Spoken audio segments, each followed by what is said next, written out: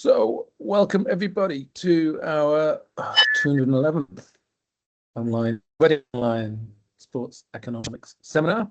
It is a great pleasure to have Kenneth Colombe from the University of Bonn presenting today. His title is Racial Bias, Colourism and Overcorrection. Before he starts, just to say we are, as always, hosted by the University of Reading and sponsored generously by the Sports Economics Review. A nice home for your sports economics manuscript. I haven't yet got too many bits of conference information in yet for the spring of next year, but if you are organising a conference next year, you do want me to stick it in and advertise it with calls for paper, etc. Please do. We have a full schedule to Christmas, but if you also want to talk, or you have a PhD student or know someone else who might want to give a talk in the series, we've got open slots from January the 30th onwards into 2026. And of course, if I haven't mentioned it before, we have the Football Analytics Conference at Oldham Athletic on the 10th of December, featuring now the former chairman of Leeds United, Peter Ridsdale, and also the EFL chairman, Rick Parry, will be in attendance. So it promises to be an interesting event from a footballing perspective. We're not on football today, though. I believe we're on a second week of basketball, of me learning lots about a sport I don't know very much about. Kenneth, you have the next hour and a half. Are you happy taking questions as you go along, or would you prefer to have questions at the end? No, please, as we go along, would be very nice. Yes. Perfect. Well, the floor is yours. Thank you very much. And yeah, if I don't see you, then please feel free to speak up and interrupt so that we can get your question answered. Great. Yes, because I don't know that I can see everybody. So, right. All right. So is everything showing on your end? Yep. Great. So yes, I'm excited then to present this joint work, Racial Bias, Colorism and Overreaction, and working with colleagues Alex Krumer from Molde, Rosa Lavelle-Hill from Basel, and Tim Pawlowski from the University of Tübingen. So appreciate their support throughout this project. It wouldn't be where it is without their guidance, for sure. So just a little overview. I'll talk first about the introduction, then some settings, specific context. We'll go over methods, results, discussion, and then finally I will conclude. But first, I think it's quickly good to go through this discrimination literature, as this is one of the main kind of areas that this paper touches on. So I think it's first, it's good to start with the economics of discrimination from Gary Becker in 1957. And of course, since then, there's been a large amount of fieldwork done with discrimination in law enforcement. For example, the Antovix and Knight paper in 2009 is one that's often cited. Justice with Sharon Sussman, labor, and then of course, sports with Stefan Szymanski. In 2000, this is by no means an exhaustive list, but these are often the papers that are cited when we're talking about discrimination. However, for our purposes today, we're talking about awareness and overcorrection. And this is quite scant in the economics literature. There's a lot in psychology with, these are just a few examples. For example, Harbour in 1998 was looking at how people graded the way that essays were written and found that white graders, when being observed, would actually be more lenient on Black essay writers. And you see this theme in kind of these other papers that follow: Mendez-Kozlov, Howe et al. In 2022, Elisina in 2024. And in economics, as I said, there's not much. I mean, there's the study from Chowdhury and et al. with Carl Singleton, who's often on these calls looking at cricket. However, they are coming from a level of, they're coming from a world and a status quo of bias, and seeing how awareness reduces this bias. Similar to the NBA referee discrimination literature with Price and Wolfers and Pope, Price and Wolfers in 2018. Now, just a bit more context on the Price and Wolfers paper. So this was in 2010. That paper was looking at discrimination in the NBA, and they had found that referees called more fouls on those that were dissimilar to them. So if I'm a white referee or a group of white referees, that I'm more likely to call fouls on black players and vice versa. And then they used this paper, actually got quite a lot of attention when they published the preprint. I believe it was released in about 2007. So they followed up in management science, seeing that if the awareness from the first paper caused the bias to go down because everybody knew what was going on, and the findings of their paper, at least, was that awareness did reduce bias. And it's actually been highly cited in kind of some of this policy literature around bias awareness policies. So the motivation for our paper today is that we agree discrimination is bad, but how do we fix it? Is it just awareness full stop? What happens if kind of the environment in which we're implementing some of these policies, if there's already no bias present? Does this kind of affect the equilibrium, and actually could it even have adverse consequences coming from a starting point of no bias? And we believe this question is relevant for policymakers and organizations, given the recent discourse on diversity, equity, and inclusion. I don't know if everybody's aware of kind of this in the US. I think it's very much an American thing, but certainly there's been kind of this backlash against DEI policies as being counterproductive. We're not going into commenting this, but it's worth seeing what happens when you kind of implement these awareness campaigns in a setting that's already has little to no systematic bias. And kind of what we're saying is that we should consider baseline levels of bias before applying prescriptions. And then lastly, too, as we'll see, we'll go through some of our measures, but we're also hoping to incorporate new measurement tools into economic research, mainly objectively quantifying skin tone versus race. But even in using these race measures, we could also use kind of leverage the state-of-the-art machine learning technology. So this leads to our research questions. So number one is, does awareness reduce racial bias and colorism? And if so, how long do these effects last? And just a quick preview of the results. So in this context, in the WNBA, we show that awareness did shift bias downward. However, this was from a baseline of no bias. So and then in the end, towards the end, we provide evidence that this shift led to favoritism towards unlike racial backgrounds and skin tones. It could be that actually then you punish people that are similar, but the mechanism that we observe is that actually it trends towards this favoritism towards unlike racial backgrounds and skin tones. All right, so a bit about the setting in the WNBA. So the Women's National Basketball Association was founded in 1997 by the NBA, and it's the premier women's professional basketball league.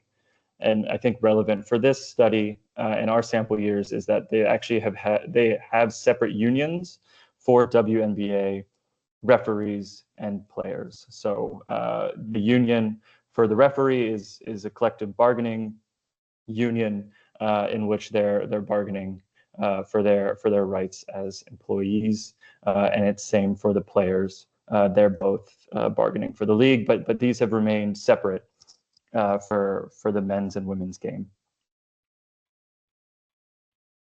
Also, something unique about the WNBA is it has quite quite an inclusive culture, or at least it's founded on this idea of diversity, equity, inclusion. They even have a board both at the league level and then at the league office level, and then also with the Players Association. They have these diversity, equity, inclusion commissions that work on a wide range of topics, not only in basketball itself, but also in the local communities where the teams are located. There's in the paper, but we have this quote here that I think captures this view in the league, and it's coming from a former commissioner actually speaking publicly. So this isn't just a privately held belief that they keep behind closed doors, but it's actually quite prominent. And if you go to the WNBA website, it's quite easy to find their stances on diversity, equity, inclusion. So absent of questionnaires that kind of elicit these specific individual preferences, we make the assumption and I think provide convincing evidence that is in fact the case in the status quo of social norms governing the league. So just to read the quote quick, basketball can help us understand that if we say we care about values like equality, diversity, and inclusion, that we must reduce implicit biases, not just in the workplace, but at home, not just in our laws, but in our hearts and minds, because that's what's expected on the court. And while all of us, athletes and fans alike, face moral choices professionally and personally that can cause discomfort and require risk, today there can no longer be a moral separation between what we do and who we are. So I think this is a pretty strong statement displaying the social norms in the league. So also about referees, this is important. So referees are assigned quasi-randomly to games. So of course it's not literally random, but when it comes to the assignment of referees to matches or games, it's not factoring in race and skin color. And we have a chart later on, or a table later on, to hopefully convince you of this. For now, just please take it as given, but I'll come back to this a little later. Also, referees officiate about 20 regular season games each year, and we focus on the regular season, and they see each team 1 to 5 times per season. And importantly, they don't see teams in the same city or see the same teams back to back. This is by the league, it's they try to reduce it, and it's very rare that you see this. Also, for the game preparation and directives, so referees arrive in the host city the night prior. Before the game, they meet to discuss the matchup. At halftime, they're also reviewing calls with league officials. And then after the game, they review pivotal plays again with league officials. So this is kind of showing how professional these referees are, how seriously they're monitored, and how heavily incentivized they are for the correct adjudication of fouls. So you would expect in this type of environment where incentives align for you to call fouls as they are, as objectively as possible, that you wouldn't kind of see these biases creep in, because they want to call the correct fouls, so they get paid more, they get longer contracts, and actually within a season, the direct incentive is that you get to ref the playoffs and even the finals, which bring on larger bonuses. And just quickly about officiating court dynamics. So the referees do agree who covers which court area, but this varies from game to game. So it's not like one referee is going to be reffing on one court area the entire season, likely not even 2 games in a row. So they are switching. So it's not then that fouls that are often more likely to occur towards the basket, that then there's just one referee that's always close to the action. So they're constantly rotating. And it's also worth mentioning that each game has a crew chief, who is usually the most experienced official on the crew, but that doesn't mean that they have more power to make calls than any other official, and they cannot overrule another official for a call that's called on the court. So I can't be a referee, a non-crew chief referee, calling a foul in live action, and then the crew chief says, no, actually that wasn't a foul. any reviews of which a call could be overturned. This happens later on in more recent times, which don't appear in our data set with coaches challenges, but also in theory, then the league could institute a replay, but we're working in years where this isn't actually so much an issue. Great. And I guess I'll stop quick just to see if there's any questions. Okay. So for methodology, our data, so we're using publicly available data spanning 2004 through 2014. Player data. Does it say, Ken? Sorry? Just to say, Dennis put a comment in the chat. Okay. Is reviewing calls with league officials during halftime common in other leagues and sports? This I'm unsure of. I know definitely in the WNBA. I mean, I even saw it live when I was working with the Sun.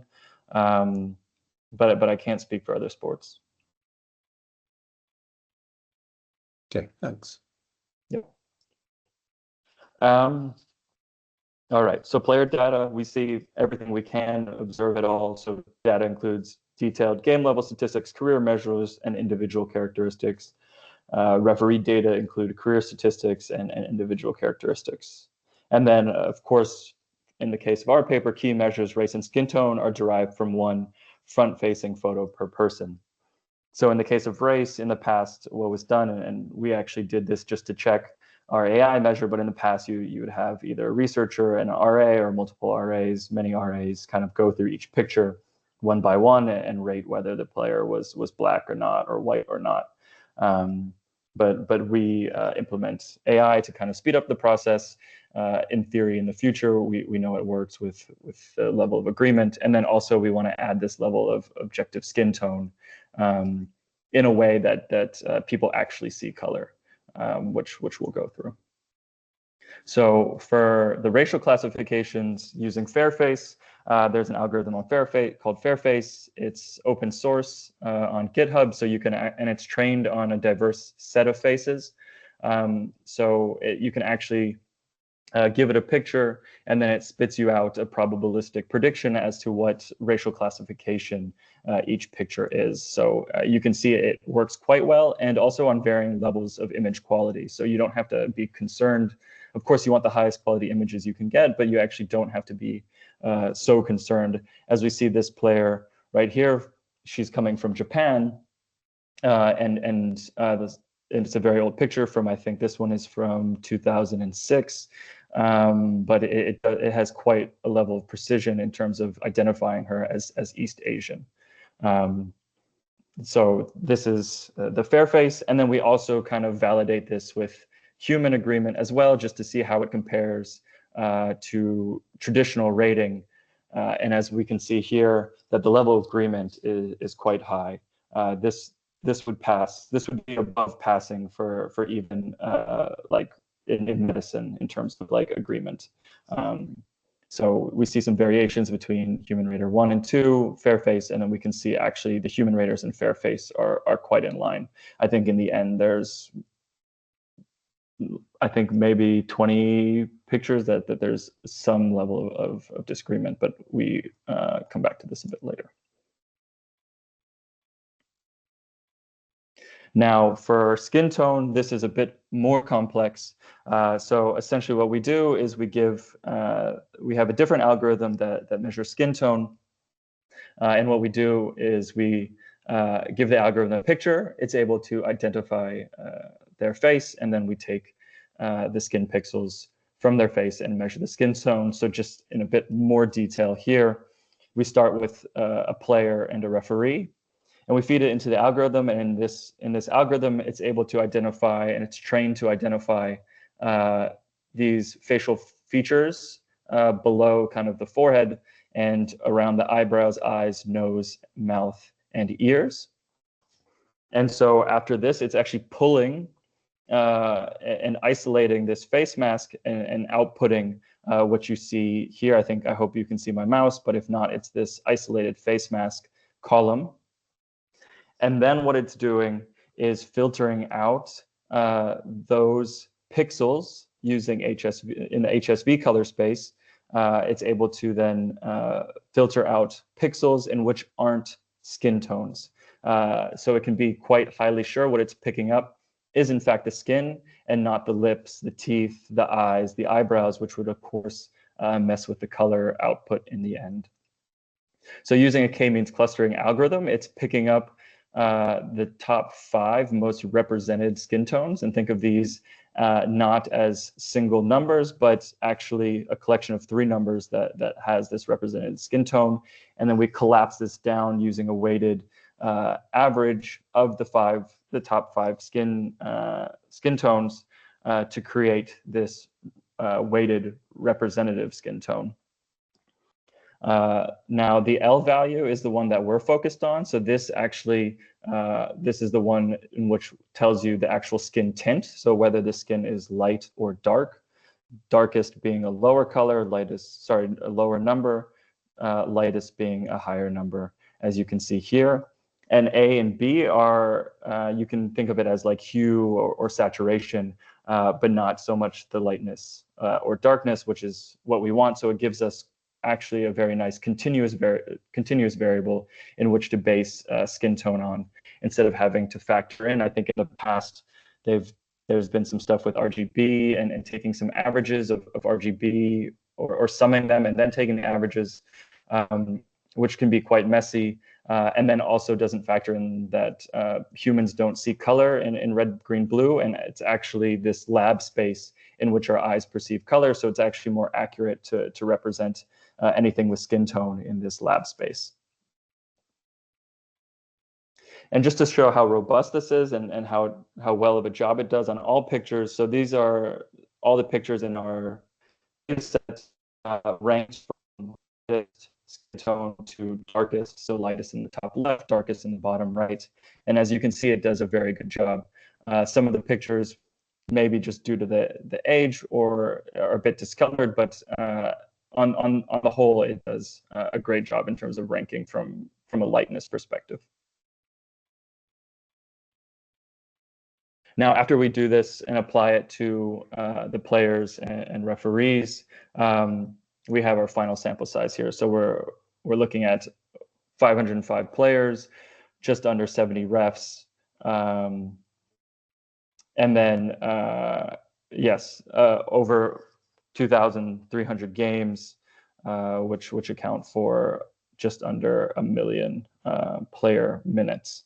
But here in this table, I think you can see maybe why we also look at skin tone, is because sure, there is a lot of skin tone represented in race, but that doesn't tell the whole story. I mean, first of all, race can be very subjective. I know when I present or talk about this project in Europe, colleagues are always wondered why me as an American is always worried about race, and they're quite confused about these racial classifications. And so one thing is, yes, meet them where they are and maybe try and find a more objective measure. But we also know that skin tone and race are not one for one. And actually within racial groups, there's actually preferences for lighter or darker skinned people. So it might actually be more reasonable in general to start with skin tone versus race. We do both just to show what was done in the past and what can be done in the future. When it comes to bias research. So remember, these upper bounds here are the higher the color, the lighter the player. So it makes sense that the upper bound for non-Black players is higher than the upper bound for Black players, and then vice versa for the lower bounds. And there's no overlap, so it's on anybody here. Now to get to our estimation strategy. So our model, we're looking at the foul rate as our dependent variable, and then independent variable is an indicator, a dummy of whether a player is Black, multiplied by the percentage of non-Black referees in a game, plus player year fixed effects, game fixed effects, controls, and then of course our error term. So the foul rate is for fouls earned per 40 minutes. So it's a standardized foul measure, also accounting for minutes played by player I, playing for team T in game G in year Y. And then this coefficient alpha is the differential impact. We can kind of interpret this as our variable of interest, or this outcome of interest. We can interpret it as the differential impact of crew racial composition on Black players relative to non-Black players. And then again, this data is player years, game fixed years, and then the x here is our vector of control. So this includes whether a player was a starter, whether they were playing at home, and whether they had a Black coach. And then everything is weighted by minutes and clustered standard errors by player year and game. So this is our estimation strategy for race. For colorism, we follow almost the same thing, except our variable of interest is crew distance. So we measure this as the average absolute difference in skin tone between a player and each referee crew member. So just to give a bit more context here, we're able to see the skin tone distance, so the values between each referee in the crew and each player. And so we take this difference, and then we take the average of this distance for each referee in the crew. And then we take the absolute value of this. And this is kind of our measure. So as this number gets bigger, that means the referee crew is more dissimilar to the player that they're reffing. And so smaller distances mean they're similar, larger distances mean they're dissimilar. And then we can, sorry, is there a question? Yeah, sorry, excuse me, Kenneth. Could you just go back Yep. one slide? I just didn't quite catch. I understand alpha times Black pair I, but what's the next, the multiply, what's the being multiplied by? What is that? What does that mean? Sorry. Yeah, so this is the percentage of non-Black referees in game G. So what is it? So what is this? What is the sort of theoretical implication of this? Why are you saying this matters? What is this capturing? Yes, so it's capturing the kind of the amount, and here we're following exactly as Price and Wolfers did in their 2010 QJE paper. But I mean, it's capturing this difference between whether the player is Black or not, and then also whether the referee crew is composed of mostly Black or white referees. So I mean, it takes the value of from 0 to 1, and then 66% or 33%. So it takes 4 values. Then wouldn't you have also just Black players and non-Black referees separately, as well as the interaction term? Why wouldn't you have them as separate terms as well? Why do you have just the interaction? Yeah. Well, I think this is captured by these game fixed, at least the player fixed effects and the game fixed effects.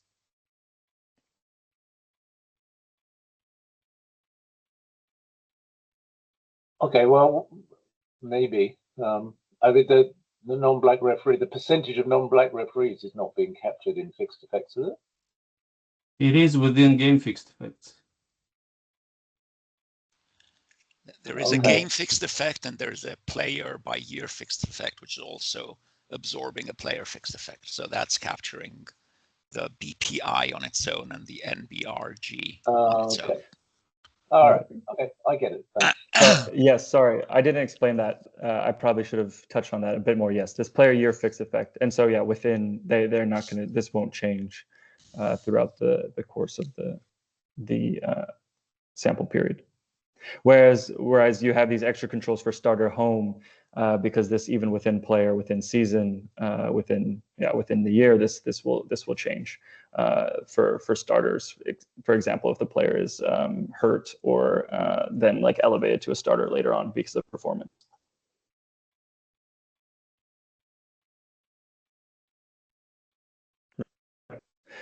Okay, so the colorism model.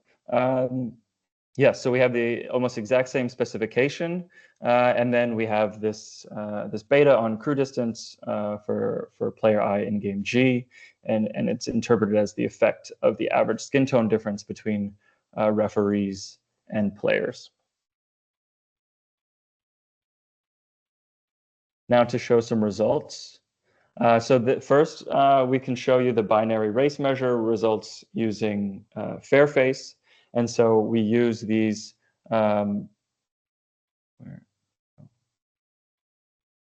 sorry, so as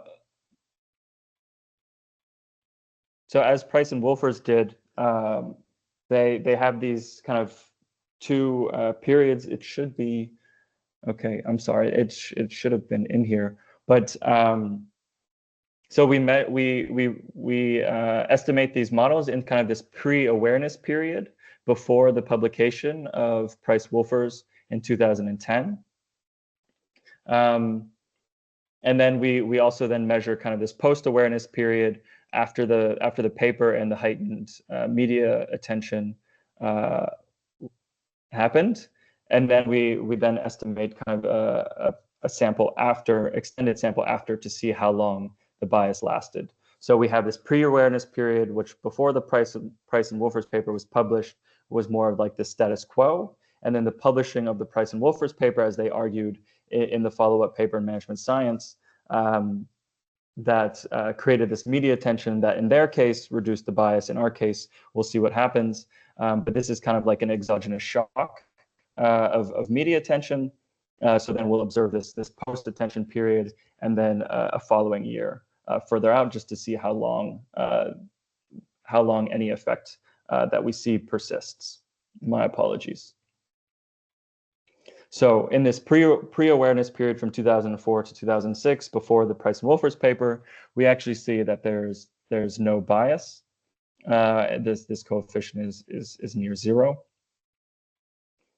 And then in this post-awareness period, we do see, while it's not for Fairface, it's not significant. We see a substantial decrease in the coefficient here, indicating that the more dissimilar I am to a player, the less fouls I'm going to call as a referee crew on the player. And then we run just to see, these are all subsample regressions. So then just to see the effect, we also run a pooled regression with an indicator where there was a pre or post awareness period. And we see exactly the same thing. So almost no bias in the pre-period. In the period directly after, we see quite a substantial shift downwards in the coefficient. And then in the following sample period, when we're looking at from the post period to an extended post period, we actually see then a significant rise up to, this isn't saying that there's, this is a significant change in bias, not saying that there's a significant positive bias. It's measured relative to the starting point. And this is for Fairface. So for humans, for the human raters, we actually see the same thing. However, we see the significance level change here. So we have this pre-awareness period where there's little bias and not significant. In the post-awareness period, directly after the Price and Wolfers paper was published, we see this negative coefficient that's statistically significant. And then we see it go back to kind of these pre-awareness levels, and the pattern follows also for these pooled regressions.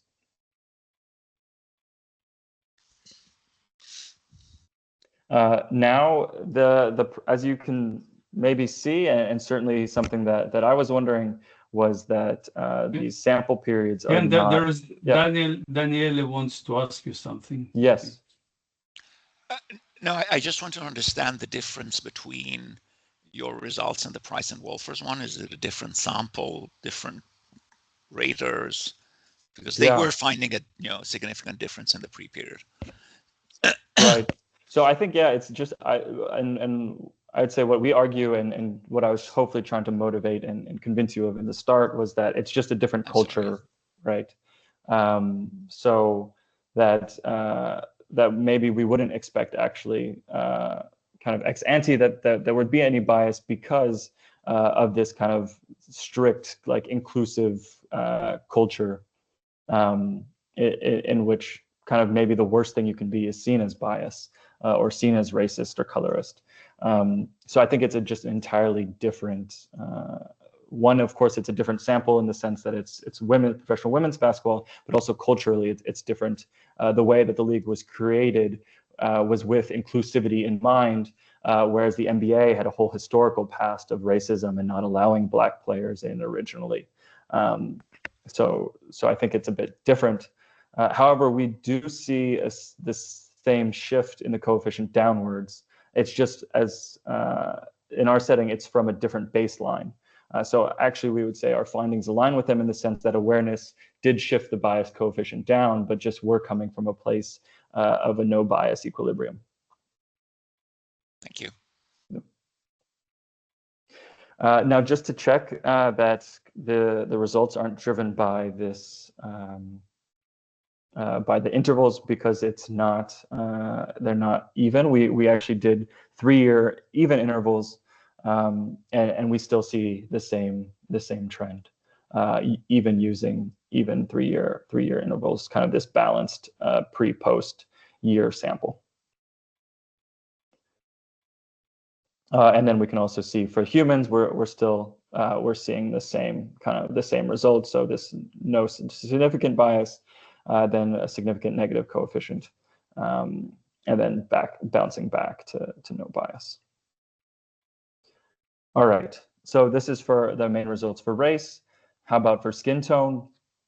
Similarly, we see this pre-awareness that there's no bias, and the coefficient is effectively 0.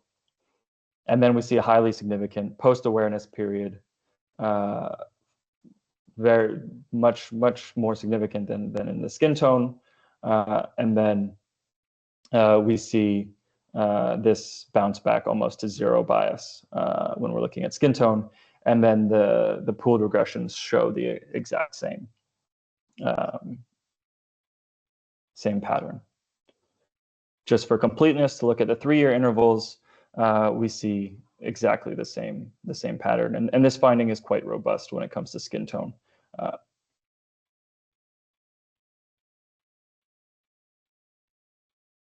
Now we move to the question of whether, and this is a question we often get a lot, in which direction is the discrimination coming from?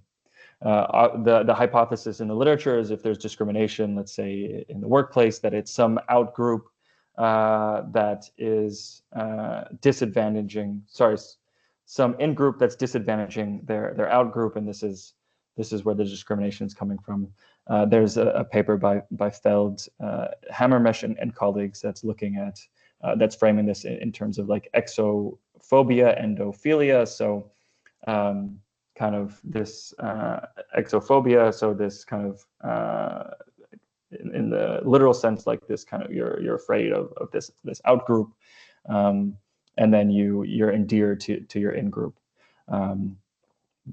So when it comes to skin tone, to some extent, we can actually say something here about whether the discrimination and what we see and the drop into the negative coefficient, whether this is coming because it could go in 2 directions, right? It could be because I am calling more fouls on those that are similar to me, so I'm disfavoring my in-group, or it could be that I'm calling less fouls on those that are dissimilar to me. So more fouls on people that are like me, less fouls on people that are different from me.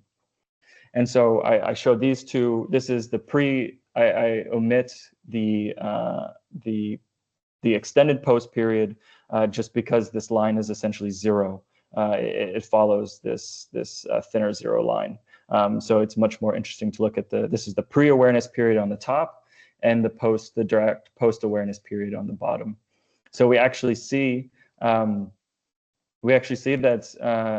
here there in this margins plot that that as I get further away from a player that I don't call necessarily significantly less fouls than on them. However, in this post period, you can see that that in fact, the further I am from a player, the less fouls I'm calling on them, and thus this result could be more likely driven by referees calling less fouls on their group that's dissimilar versus the other way around. Also, what's interesting, if you look at the slope of the line, we start seeing this break. So we can kind of interpret this as and we're talking about a difference of 5 skin tint points. So we can actually see that, and the human eye can kind of start detecting around 3. So we can actually see here, this is kind of where it starts to shift, although not significant, but it starts to shift in the negative territory a lot sooner. So a lot when people are very, very close together in terms of their skin tones. And then of course then becomes significant before this 10 point difference. All right, time, yes, okay. So another interesting question we look at is whether the result is driven by kind of outlier referees or groups of referees. So is it maybe just one referee that's incredibly biased that's driving this result, or is it just darker referees or lighter referees driving this result? So we look at this skin tone bias measure, this beta, for every single referee that refs at least 1% of games in the sample period. So this is I think more than referees that ref more than 9 or 10 games. So we're able to observe them throughout many games and many combinations of players. And then this is the individual referee level bias that each game that they referee in has, and to try and tease out these individual effects. So it could actually, and very likely is even underestimating the actual bias coefficients just because of the group level dynamics. So as we can see here, there's not so much of a pattern. I mean, we can see some darker referees here at the bottom and some darker referees here in the right-hand corner. And then maybe, but it seems quite random when it comes to skin tone, and it's kind of interspersed together. Also, what we wanted to look at to see is it more male referees, because we have also women referees in the WNBA as well as male referees. So we want to see, could this effect be driven by more men and women? And actually, we don't see this pattern either, signifying kind of this aggregate group level effect versus any individuals or group of individuals driving it. Kenneth, there's Yes. a question for you. Yes. Hi. Thanks for this. I was just wondering if it is really possible that the more experienced referees are likely less biased. Have you checked that? The more experienced referees are likely less biased. Yeah, I think this can be true, and we do have these we do observe like these referees throughout time, right? Okay. Yeah, so I mean it could, and also I mean, right, it's also a bit of, so yeah, of course they're measured or they're evaluated on their accuracy and how good they are as a referee as well. So it's kind of also like survivorship bias as well. So I mean, you're going to have the better referees that will be refereeing longer because they are better. Sure, that's what I was thinking. Yeah. Yes. I mean, and we also looked, so I mean, this isn't necessarily a balanced pre-post sample. So we actually have some results. I don't have it here. Just looking at, okay, well, is it referees that are new that then could be driving this? Like what happens to the referees that were in the league before and after and through the extended period, and essentially all these results hold even looking at that. So you have quite a long time horizon here. Yes. Now on to the discussion. Can I ask a question? Yes, of course. So, could you go back to that slide? So this is an individual coefficient. Yes. But you don't know on a crew which referee called which foul, do you? Exactly. Yep. Yep. So I'm struggling to connect up the individual referee with fouls being called when you don't know whether that referee called the foul or not. Could you say something more about that? Yes, that's a fair question, and yeah, I apologize I didn't go into more depth, but so yes, exactly. This is one of our main limitations, right? That we can't observe exact foul calls. So the intuition here is that right, it's essentially taking the bias measures from each game in which a referee refs. So that's kind of what we're measuring, and then we're measuring this for one referee over many games. So the idea here to tease out some individual referee effects is to then look at, because they're not all reffing with the same crew, that if a referee was maybe biased more often, you might see this when you measure the level of bias in each game that they officiate with different referees. I don't know if I'm explaining that in a way that makes sense. I think so. So, yes, maybe plainly, it's the game level bias for each referee in every single game that they officiate. Right. Yep, thank you.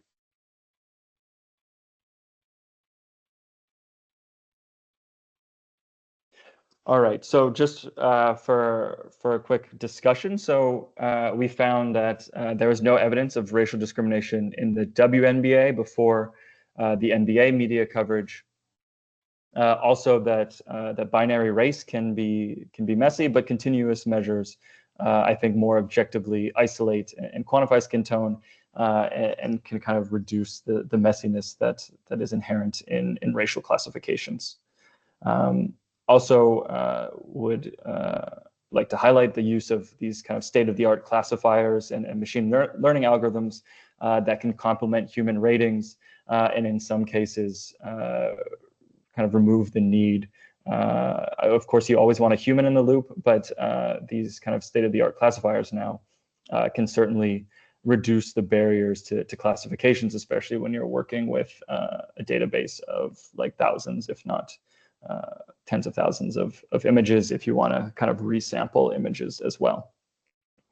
And then also highlight that the impact of DEI initiatives and awareness is context dependent, that well-intentioned salience could pressure officials and induce overcorrection as we see here.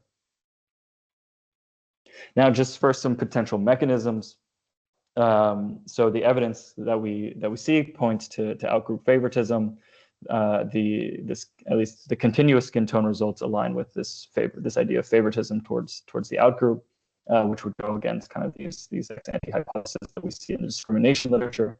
That also few individual referees show significant effects, so it's unlikely to be driven by a handful of outliers. And then also kind of this paper's fit within the discrimination models that we know of. So there's the idea of taste-based discrimination, which is often unlikely in competitive markets and not supported by our referee level checks. There's also statistical discrimination, which is implausible since this relies on an assumption of symmetric information, and there's no asymmetric information in the foul calling context.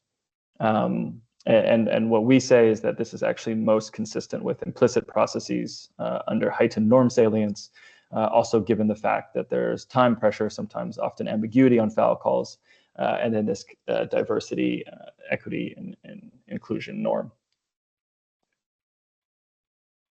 So for some limitations, so of course we would like to recognize that there could be picture-based measurement noise.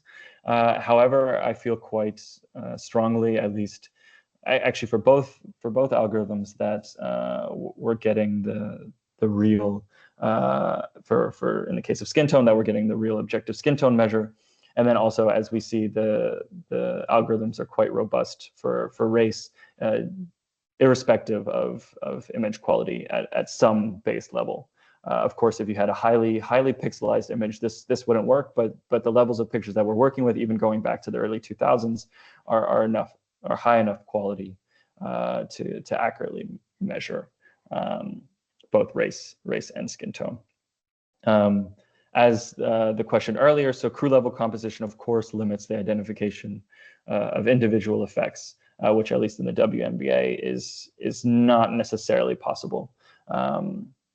Yes. And then also, of course, for external validity, the WNBA is quite a unique setting. So kind of caution against over extrapolation. However, I think there are some things that are informative here that at least fit with when I talk about this paper and this idea with other people, that at least fit people's personal anecdotal experiences and could be applied in other contexts. However, I think our main takeaway is not necessarily where and how, not how or when to implement an image, implement a policy, but in fact, first understand the context in which you're applying any policy before moving forward and advising against kind of like these blanket policies that could have reverse impacts. So just to conclude, we saw in the pre-awareness period, there was no racial bias. In the WNBA, in the post-awareness, we saw kind of the short run overcorrection. We pointed that the continuous skin tone helps disentangle kind of these mechanisms with race and indicates outgroup favoritism. And then, as I discussed, implications, so identity norm salience models, and then bias and discrimination intervention should account for levels of bias first. And that is all that I have, and appreciate any questions, comments, concerns, anything that can make the paper better. Perfect. Thank you very much, Kenneth. I will give you a Teams round of applause. And for any folk have got. Dennis.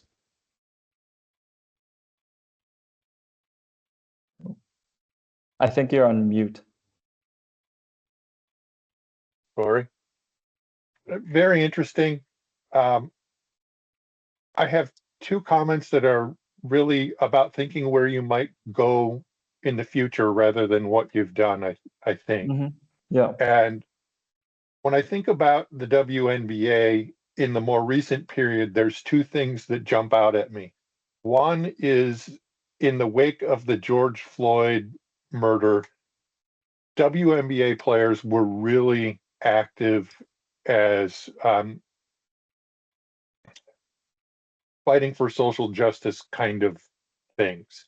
Yes. And I wonder if that sort of exogenous fact might also be something you can use to test your idea. The second thing is, if you follow the WNBA at all in the last 2 years since Caitlin Clark started playing in the WNBA, is there's been an enormous amount of at least charges of racism within the players themselves, where essentially the claim is that the black players are jealous of Caitlin Clark, and so they are quite violent toward her. And I wonder if there's something you can do with that, or some, I don't know, maybe talk about that with respect to the kind of analysis you're doing. So that just two very different ways to apply what you're doing. I'll listen to your Yeah. comment. Yeah, I mean, maybe for the first point first, yeah. So I essentially the data we have goes until 2024. So I mean, I was also kind of interested in this, and I don't feel so confident in stating this, but essentially from what I saw in the results, looking at the time around the George Floyd, is that that actually we saw quite a similar pattern, actually. So we saw that actually the coefficient dropped. The reason why it's not included in this paper project is actually when you look at the bias over years, that that it does kind of fluctuate up and down just naturally. And so it made sense to hyper focus on this one period, because now if we focus on like George Floyd and all this other and this time period, then I mean it could just be cherry picking dates essentially. But indications would be that actually we see the similar pattern around George Floyd. And then to the last comment, or the second comment, is about Clark. And interesting. I don't know that I actually do know that the WNBA now has quite extensive player tracking data. So you could do something with player tracking and looking essentially at how close you can essentially measure contact points,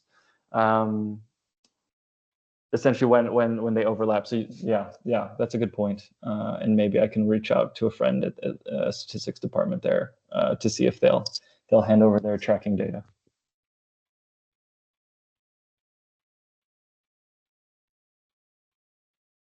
Great, thanks, Dennis. Stefan.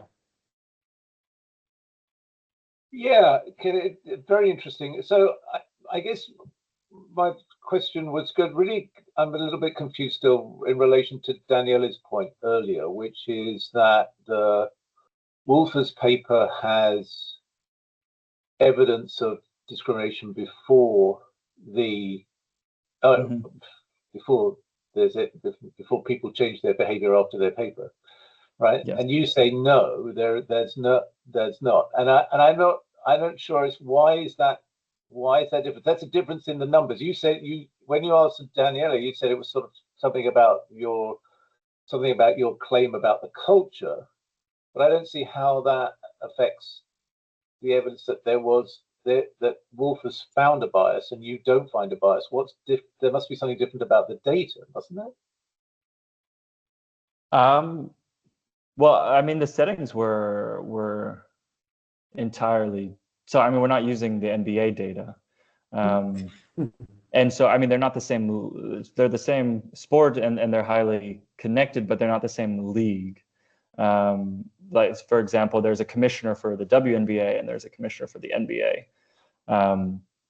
So, I mean, I'm not sure that, I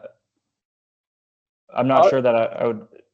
Are they different referees then? Do people yes. who do the NBA, they don't referee the WNBA? No, for sure not. It could go the other way. So the NBA often uses the WNBA as kind of like a training ground, not in the time period that we're looking at. This is more recent, but there's no overlap. And sorry, maybe I should have pointed this out earlier, or maybe made an extra point.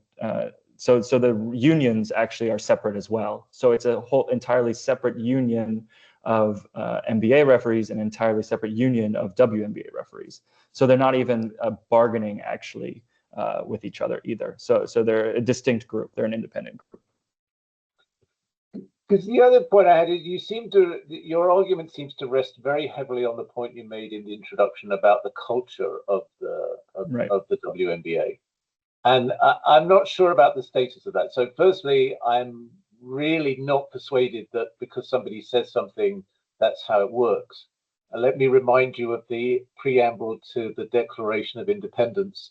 We hold these truths to be self-evident, that all men are created equal, endowed by their creator with certain unalienable rights, among them life, liberty, and the pursuit of happiness. That was a declaration of a slave society that continued to be a slave society for another 80 years. So the fact that they had all these fine words told me absolutely nothing about what they really do.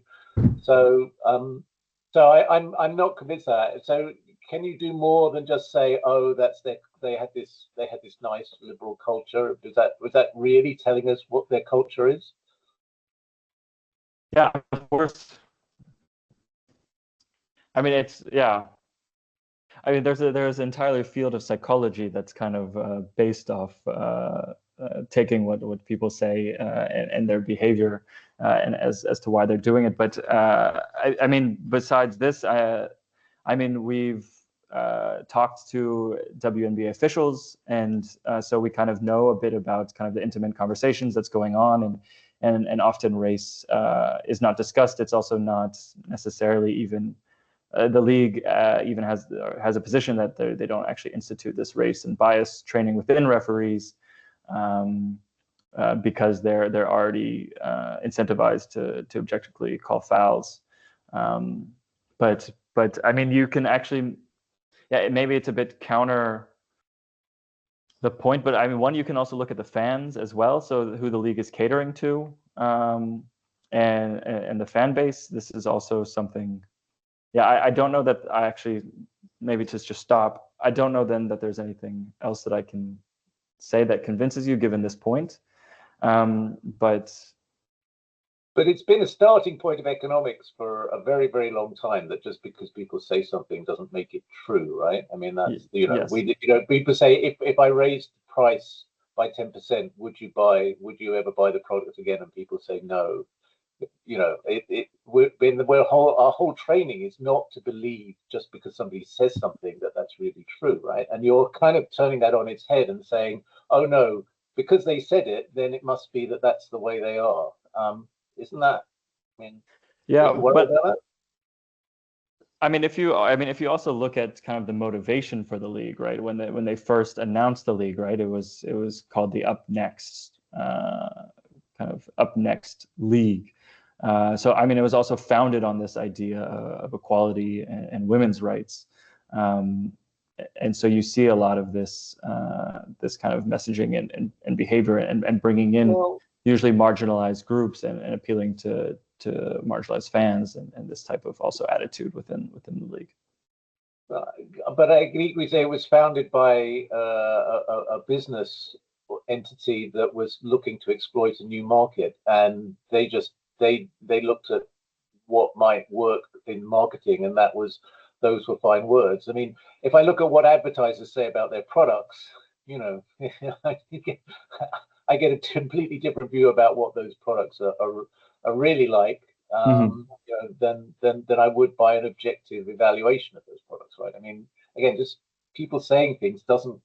I mean, it's never convincing to an economist to say, well, they said it, so this must be the way they are, right? We just don't believe that, do we? Maybe I could ask a question back is what, and maybe there's, and I see Tim and Alex, maybe we'll jump in here because I'm not answering this well. Let me tell you something, Ken. I will try to convince Stefan, though I know I have no chance. So because he said, try to convince me. So, but I agree with what Stefan said. But we can. So they said that we are nice and we are equal and everything, but we test it, and we find that in that case they were correct. Maybe the NBA guys also said we are nice and we are equal and everything. Price and Wolfers tested it, and they said they are not correct. So that's the best I can do to kind of convince you. But of course, you're right. They could say whatever they want, and then.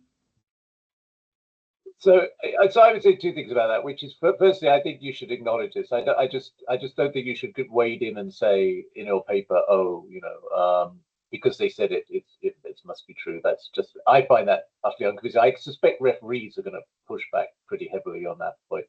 And then the second one was, I mean, but the pattern of significance in your coefficients was not great, right? I mean, there were a lot of insignificant coefficients in your results, and some with some significant, some insignificant. So it wasn't as if these effects are terribly well defined either, is it? I mean, sorry to interrupt.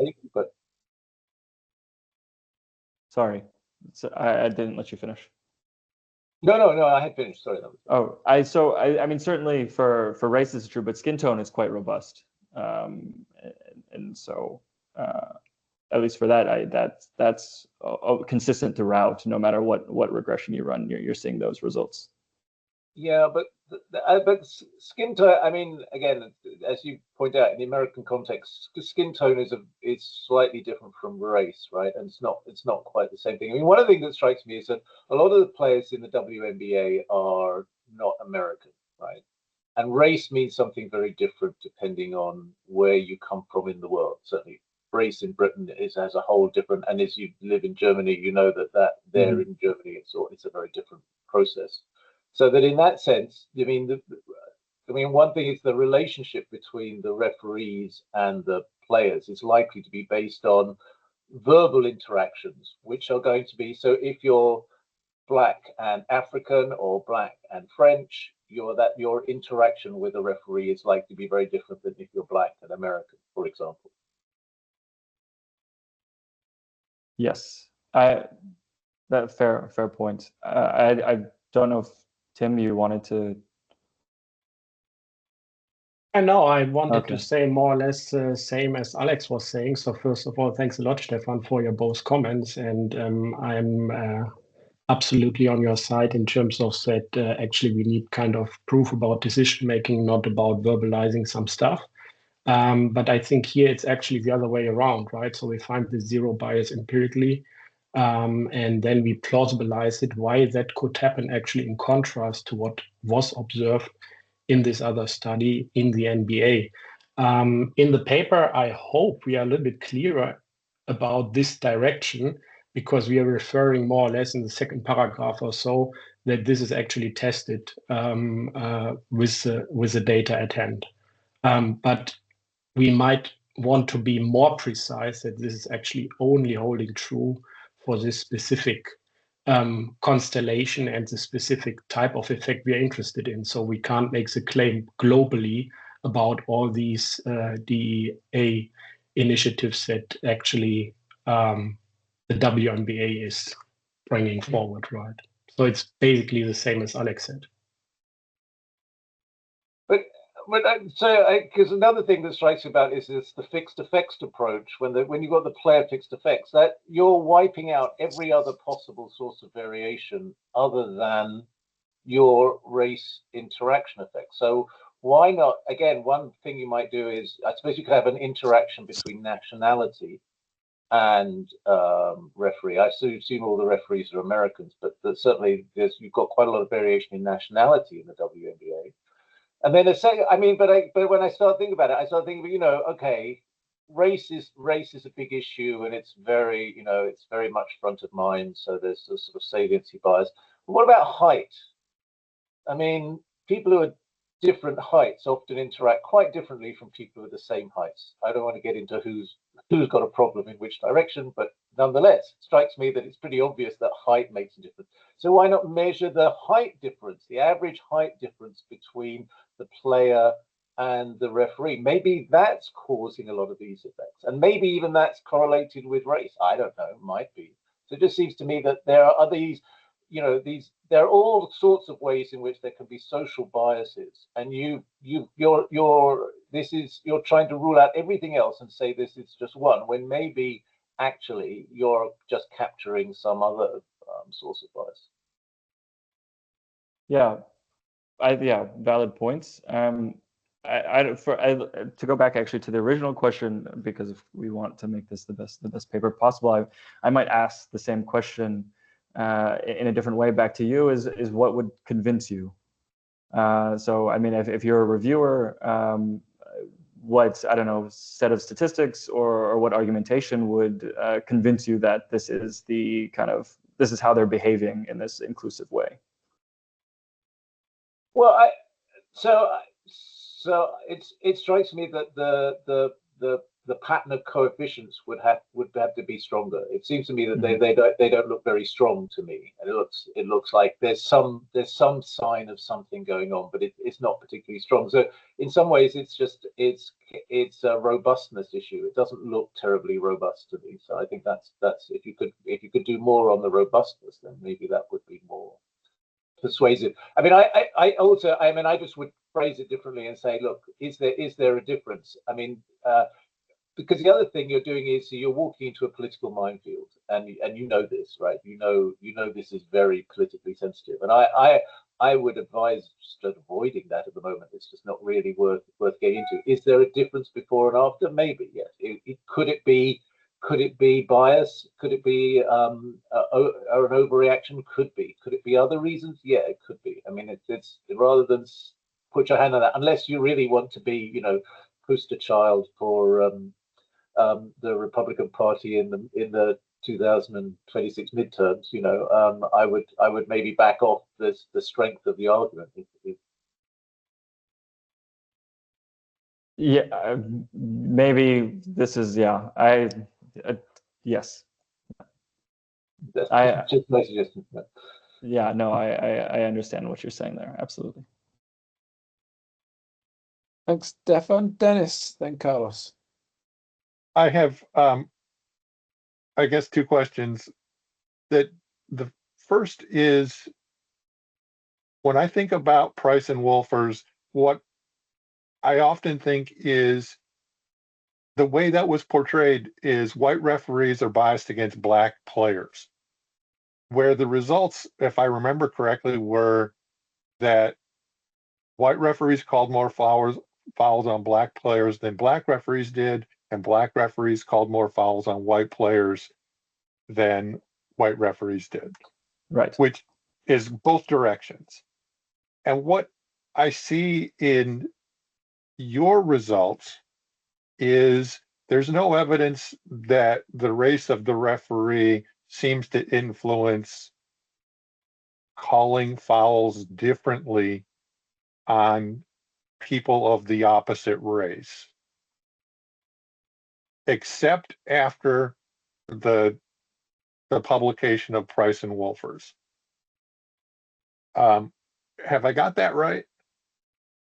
And then it Yes, doesn't last very long. Right. It doesn't seem to last very long. So with all due respect to Stefan, I think that's an interesting result.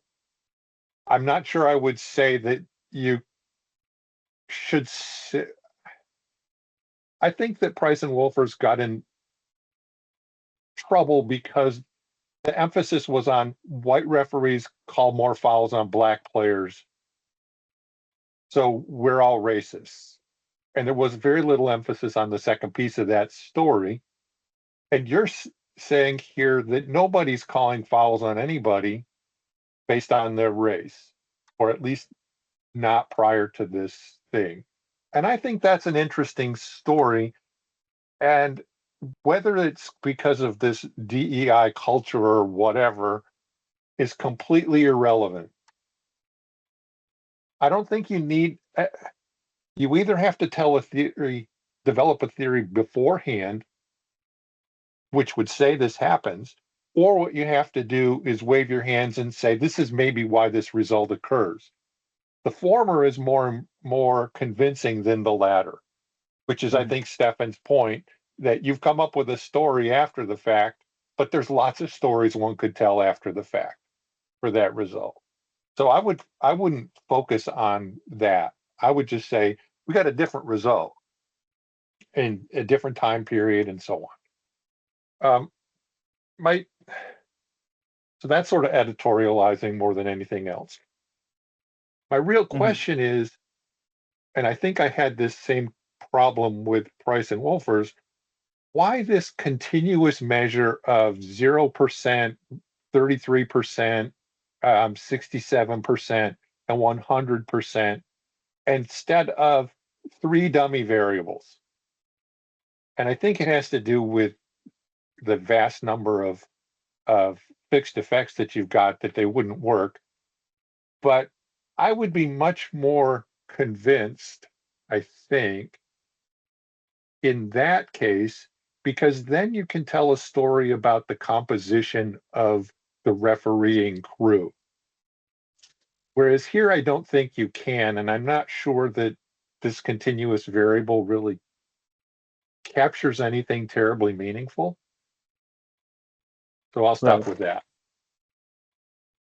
Yeah, I think that's a fair point. And so actually, and I mean, Price and Wolfers do this as well. I can't remember if it's actually in their paper, but certainly in their replication package. And we do the same. And so maybe I actually should have presented some tables on that. I don't have them handy at the moment, but we also do some like subsample regressions looking at crews that are mostly one, who the skin tone and also the race of the crew chief, and then also differing levels of crew composition.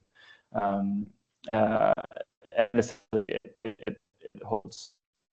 So then it's more white referee crews that are doing this. So we take referee crews that are either mostly white or all white. So we can restrict the sample at different levels of crew composition. So there wasn't anything there to note. And then we also did some interactions with women and skin tone and women and race as well, and there wasn't anything. I see your point about the dummies and something we can look into. Great, thanks, Dennis and Carlos. Thank you very much, James. Thank you very much, Kenneth. I really love this paper, so there's very little that really I can say. I wanted to tell you that I think you have done an amazing job.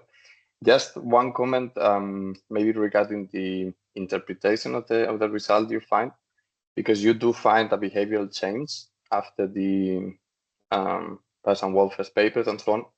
And I was interested in a little bit more in the channels that may drive that change in behavior, because as we have discussed, these are two very different organizations. So it's true, it's the same sport, but they have different referee crews, they have different commissioners and so on and so forth. So I was interested if maybe you do this already in the paper, right? You discuss a bit more what could be for each referee, like the driver of the change in behavior, if they realize at home, well, I might be doing this as well, and I'm going to change that, or if there were some kind of like trainings at WNBA after this.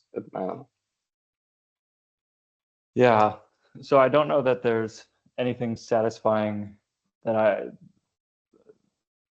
except, I mean, to the very last point, we know that there wasn't trainings with the NBA or the WNBA actually. So their official statement was that we train our referees to be objective, and so that of course implies that they're going to call the fouls how they should be called, and that any other external factors shouldn't play a role. As far as other like individual behavior change and then aggregating to the group level, I don't know that there's so much, other than that there was this general awareness. And when talking to the WNBA referee, we cite in the paper this longtime WNBA referee that they were aware of such conversations and of the Price and Wolfers paper. So we do have that. Yes.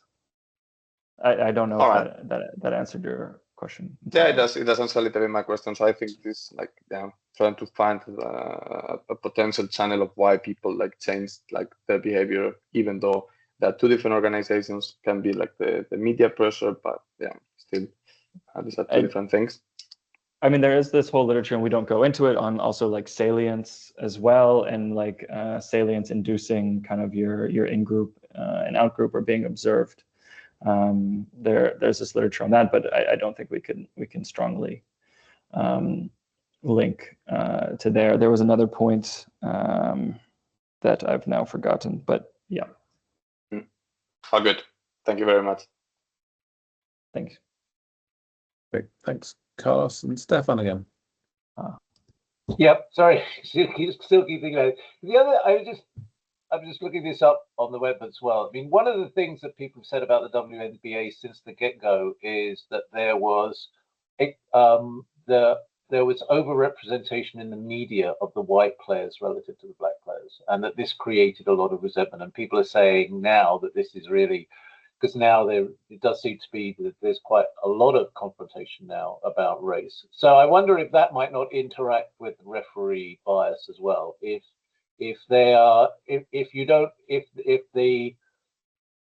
if you're of a different race or different color from the player, you may want to avoid some intervention just because you might be seen to be supporting a bias that people have been talking about already. I don't know if you've thought about that.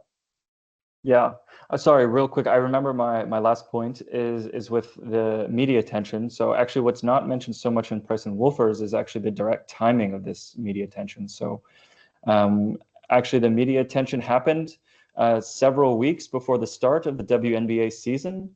And actually it was almost half a year, maybe even slightly less, before the following NBA season started. So the time that the paper was released was directly before the WNBA season. And so actually it's a lot more time had passed in the NBA, only a couple of weeks had passed in the WNBA with all the media attention. So that's just something to note.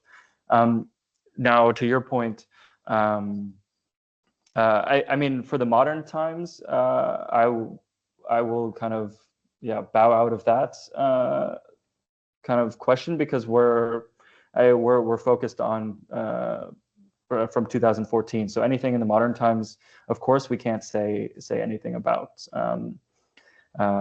As you say, I'm not so much aware of the way it was represented in terms of who was being advertised. I haven't seen the article that you've seen, or the articles that you've seen. It's not a discussion that I previously heard, but certainly after looking at it, maybe my mind has changed. It just might be worth looking into. I mean, I think so. You asked me what would you do to persuade me. I mean, one thing that might be to do would be a more detailed analysis of what people said about the WNBA and in comparison compared to the NBA in its early years, and what the rhetoric was around it. Because if you're going to have that argument, then just one comment or 2 or 3 comments is not going to be enough. What you really need is a sort of a detailed, more textual search. And I think that might help make your argument more persuasive. I mean, certainly in the history of the WNBA, Black players were always allowed to play on teams, whereas there's a long history of the NBA where this wasn't the case, and actually, like Bill Russell, famously, I mean, hates the city of Boston because people broke in and wrote in blood and all of this stuff, like racial slurs, and actually defecated in his bed. This is not what you see ever in the WNBA. No, but that stuff it goes back quite a long way, right? So that's not recent history, right? I mean, I mean that obviously the history of race. That's the thing about America. History of race in America is a very long and painful one, right? And so, if the fact that you don't see anything recently doesn't mean to say that history is not having an effect somehow. I mean, that's part of the problem. It does seem to be very hard to move on from past wrongs, right? Right.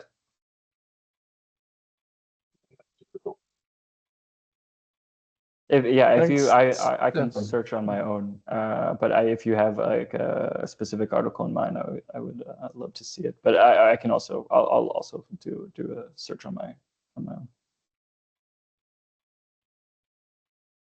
Great. We've got time for one more question. If anyone has anything that they'd like to put to Kenneth. I had my hand up, James. I don't know if that. Oh, not fair on my computer. Go on, Daniele. Yeah. Okay. So, yeah. I mean, the first point is that you're pushing the inclusivity story of the organization, but of course there is one very salient difference between the NBA and the WNBA, which is the NBA has male players and the WNBA has female players, and I think that it's very well established that, for example, in the labor market, the racial differences, for men are much more pronounced than, racial differences for women. The black, white wage gap for men is much larger than the black-white wage gap for women. So, and I think you can connect that with sort of black men being perceived as predators or aggressive or so I think that another plausible explanation for why especially in the context of like fouling I don't I think that's another sort of possible explanation of comparing why the WNBA is different from the NBA. The other the other comment that I had is that Stefan was concerned that your results are not very significant, but I think that's your whole point. You actually have a null result, which is always a little bit difficult to sell. You're finding no racial differences. So I think that just in terms of rephrasing it, you should not just say, look, I don't find a statistically significant effect, but you say, look, I can rule out effects as large as XYZ, whatever the whatever effects you can rule out given the the point estimate and the standard errors, and that would make the case that, look, I really see evidence of no bias, not just no evidence of bias, but you can rule out bias of a certain magnitude. So I think that something that is worth saying. And yes, there is this marginal significant change in sort of the in the two different time periods, but it's that's marginally significant. But I don't think that's the my main takeaway would be, look, overall there seems to be very little bias in the WNBA, which is it's worth knowing. That's an important point. Yes. Yeah. Daniele, Sarah's put a question in the comments. She's saying that I don't know if Kenneth is still online. He looks frozen. No, sorry. I was listening intently and thinking. Yes, just my connection then. Sarah asks about whether you can distinguish close calls or not in fouls. The cricket paper that you cited, they found differences with more marginal and subjective decisions. Close calls. Yeah. So no. Short answer is no. We wouldn't be able to see that, unfortunately. Of player tracking data for those years. Great. Okay, now it is my network. Well, maybe it's a good point to wrap up then. We're only a couple of minutes from 4 o'clock, and my network's bad as well. So thank you, everybody, your attendance. Thank you, Kenneth, for a really interesting presentation, provoking lots of discussion. We miss next week. There's no talk next week on the 31st. Alessandro was going to talk, but I had to reschedule that. He will talk in January now. We will return in 2 weeks when we have Subrato Banerjee presenting the salience of us versus them in coloured jersey. ODI cricket as a natural experiment. So thank you, everybody, and I look forward to seeing you in 2 weeks' time. Have a great weekend. Thank you. Thanks for all the comments. Really, thank you.